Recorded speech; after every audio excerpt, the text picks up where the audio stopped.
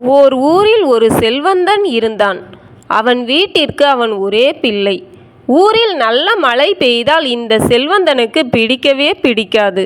மழை இல்லாமல் போனால்தானே மக்கள் பசியோடு தன்னை நாடி கடன் கேட்டு வருவார்கள். அதனால்தான் அப்படிப்பட்ட எண்ணம் அவனுக்கு. ஊரில் மகசூல் நன்கு விளைந்திருந்தது. விளைவிப்பவரை விட இந்த செல்வந்தன் தான் முந்திக் கொண்டு நிற்பான்.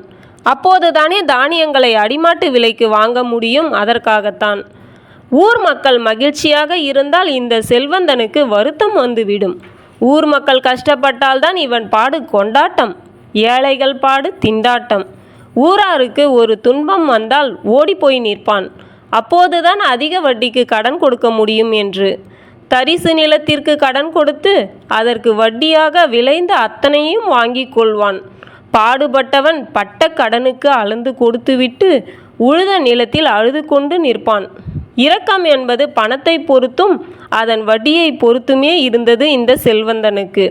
பட்டினி கிடந்து செத்தாலும் இந்த செல்வந்தனிடம் கையேந்துவதில்லை என்ற மன உறுதியுடன் எத்தனை நாளைக்கு தான் இருக்க முடியும் மக்களால்? பசி கொண்ட வயிறு இவர்களை கடனாளியாக்கிவிட்டது. அநியாய வட்டி வாங்குவதால் ஊர் மக்கள் இவனை பார்ப்பதற்கே முகம் சுளித்தார்கள்.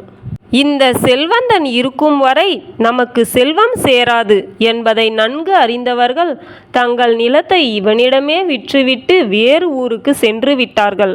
மண்ணை விற்க மனமில்லாதவர்கள் பணம் இல்லாதவர்களாய் இருந்தார்கள். அடுத்தவர் பொருளை பிடுங்கிய பாவத்தால் செல்வந்தனுக்கு இருந்த ஒரே பிள்ளையும் ஏரியில் குளிக்கும்போது வலிப்பு நோய் வந்து நீருக்குள் மூழ்கி இறந்து போனான். அப்போதும் கூட இப்படி அநியாய வழியில் சம்பாதிக்கும் சொத்தை யார் ஆளப்போகிறார்கள் என்ற எண்ணம் வரவில்லை செல்வந்தனுக்கு.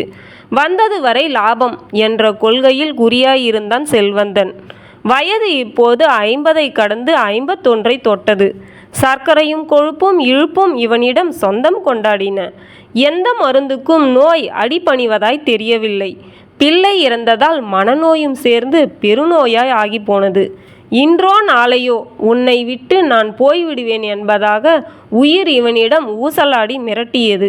நோயுற்ற செல்வந்தனை ஊரார் எவரும் எட்டி பார்க்காதது இன்னும் வேதனையை கூட்டியது. செல்வந்தன் எப்போது சாவான் என்று காத்திருப்பவர்கள் எப்படி பார்ப்பார்கள்?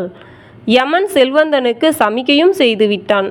தோல் சுருங்கியது, முதுகும் வளைந்தது, கண் பார்வை மங்கியது, கை கால்கள் தளர்ந்தன, வயிறு பசியை துறந்தது, நாக்கு சுவையை மறந்தது, நாசி மட்டும் காற்றை உள்ளே விட்டு வெளியே தள்ளியது. இந்த நேரத்தில்தான் செல்வந்தனுக்கு ஞானம் பிறந்தது. ஊர் மக்களை ஒரு நாள் தன் இல்லத்திற்கு வருமாறு அழைப்பு விடுத்தான். என்னவாக இருக்கும் என்ற ஆவலில் ஊராரும் செல்வந்தனை காண கூடினார்கள். ஊராரை பார்த்து செல்வந்தன் சொன்னான், ஐயா, என்னை முதலில் மன்னியுங்கள். உங்கள் எல்லோருக்கும் நான் பாவம் செய்துவிட்டேன். அதிக வட்டி வாங்கிய காரணத்தால் என்னை காண நீங்கள் வெறுக்கிறீர்கள் என்பதை இப்போது உணர்ந்து கொண்டேன். இந்த பாவத்திற்கு பரிகாரம் தேட வேண்டும். நான் இன்றைக்கோ நாளைக்கோ இறக்கப் போகிறேன். என் சொத்துக்களை ஏற்கனவே என் தங்கையின் குழந்தைகளுக்கு உயில் எழுதி வைத்துவிட்டேன். இருந்தும் உங்களுக்கு நான் ஒன்றும் தர முடியாதவனாகி விட்டேன். இறந்த பின்பு என் ஆத்மா சாந்தி அடையாது என்பதை இப்போது உணர்கிறேன். நான் செய்த பாவத்திற்கு நீங்கள் எல்லாம் தண்டனை கொடுத்தால்தான் என் ஆன்மா சாந்தி அடையும். இறக்கப் போகும் இவனுக்காக நீங்கள் ஒரு உதவி செய்வீர்களா? அதுவும் எனக்கு தண்டனை கொடுக்கும்படியான உதவியை செய்வீர்களா என்று கண்ணீர் மல்க கேட்டான்.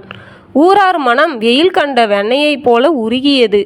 அவர்கள் மனம் இறப்பவனுக்காக இறக்கப்பட்டது. அப்படியே செய்கிறோம். என்ன உதவி சொல்லுங்கள்? ஊரார் ஒன்றாக சேர்ந்து கேட்டார்கள். உடனே செல்வந்தன் ஊராரை பார்த்து, நான் இறந்த பிறகு என் இரு கால்களையும் ஒரு கயிற்றால் கட்டி தெருவில் இழுத்து கொண்டு போக வேண்டும்.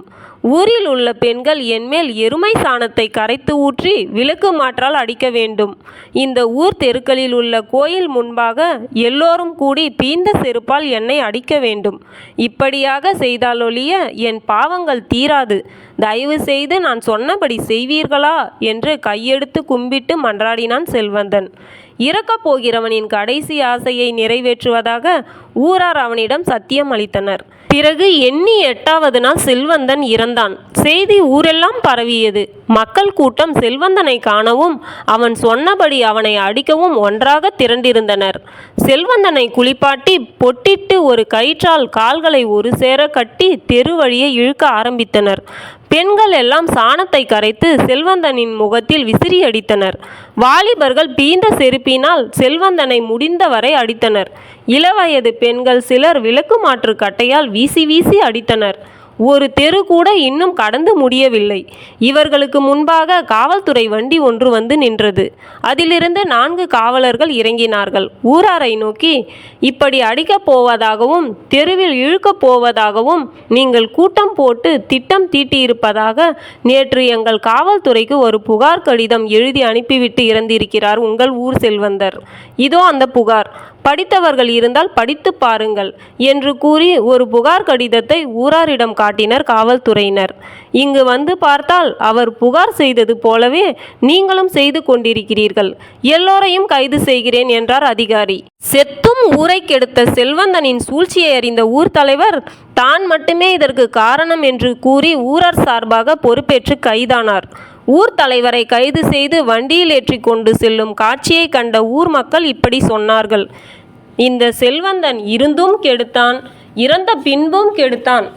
நம்மில் சிலர் இருக்கும்போது நமக்கு உதவி செய்வார்கள், இறந்த பின்னும் கூட உதவி கொண்டிருப்பார்கள்.